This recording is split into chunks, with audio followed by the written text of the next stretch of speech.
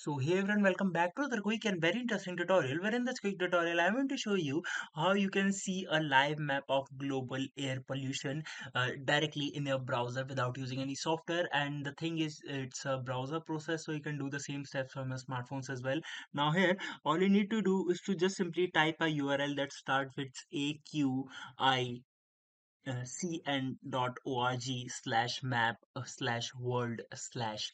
Just simply go to this website and it will generate a world map of the global quality air quality index. And here you can see, you can zoom in and check the details of each and every city and local area in around you, and check the actual air quality index around you, so that you can drive safe and you can go out safe. Alright, so that's it for this tutorial. I hope this video will be helpful for you. Make sure to hit the like button and subscribe button for more such helpful and interesting tutorials. See you in the next one. Take care.